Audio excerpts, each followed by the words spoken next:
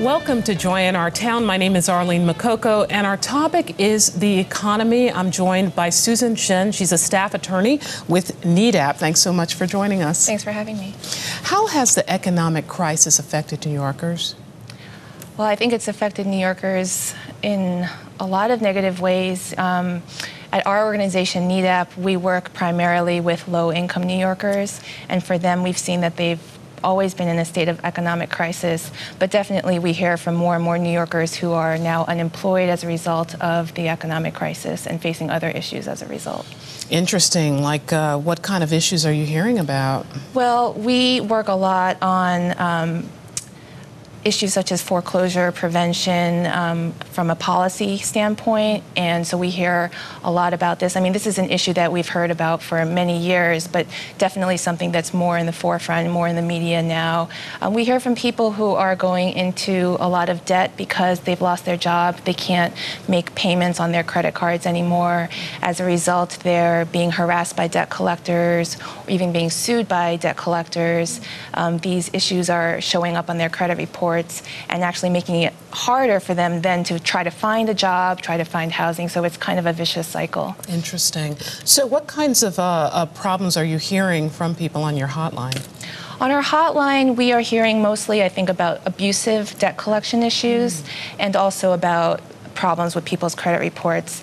So abusive debt collection, you know, we hear from people a lot who are being called constantly by debt collectors. They're being sent threatening letters by debt collectors. And we actually hear probably the most alarmingly about people who are sued by a lot of debt collectors who actually are not giving them notice that they've been sued.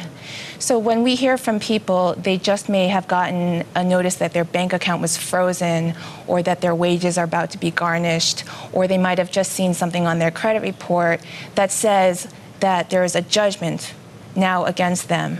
And so now they're scrambling. What do I do? They're very scared about what could happen to their bank account, to their wages. So in a situation like this, and I just want to say that this is all, alarming information that someone might get, who may be out of a job, trying to, survive, and so they get this kind of information, and there are companies out there that are promising to get people out of debt, but not all of them are great. Is that right? Is that fair to say? Yeah, I think our advice would be generally to steer clear of all of them. We hear a lot about these companies that make great promises, great sounding promises, will help you eliminate your debt, will help you get rid of all of your debt. When people respond, what they find is that they're paying a lot of money and not getting the services that were promised.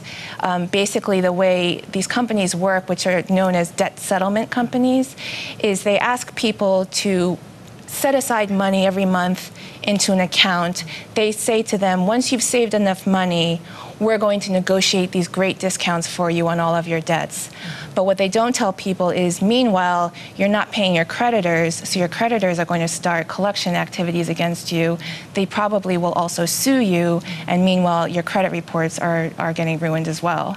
So people are really getting scammed by these services. What we would recommend instead is that people use these free financial counseling services that are available throughout New York City, especially. Okay, and so getting back to the problems that you talked about that people are getting, that you're hearing about on your hotline, like what does a person do when they have a judgment against them, and when a debt collection agency is being very aggressive towards them? What's the solution for them? Sure. When people, before they've been sued, if they're being called or being sent letters, we actually have a lot of great self-help material on our website, including sample letters. People can send letters to the debt collectors saying, do not contact me anymore. That'll give them some peace of mind there.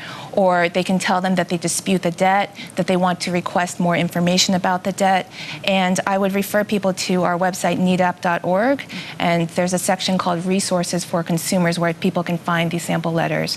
If people have been sued by a debt collector or find out that there's already a judgment against them, well, they should call our hotline if they're a low-income New York City resident, and we can help them through that process. But really, for anyone, the basic first steps are to get more information. So we advise people, you want to go to the court where you were sued, where the judgment was entered, and get more information about your court case, and then get advice on how to respond to that lawsuit. Okay. How long does this take when you're working with people on a regular basis? How long does that process take? Well, it can take some time. You know, if people find out before there's already a judgment, hopefully, then it's really a simple matter of putting in an answer to the lawsuit. And, you know, it's one document. It shouldn't take too much time. But then you do have to make sure that you stay on top of any court dates and make court appearances. And really showing up in court, responding with the correct papers is more than half the battle. And it gives people their chance to defend themselves, you know, raise any disputes they might have, whether it's identity theft and they don't really owe the debt, whether they came after the wrong person, or whether they had a genuine dispute with the credit card company that maybe isn't being, you know, shown in the lawsuit papers. Okay, so getting someone back on the right track, in other words, clearing this up, what does that entail? Like what service? Yeah, I mean, people should definitely seek legal advice.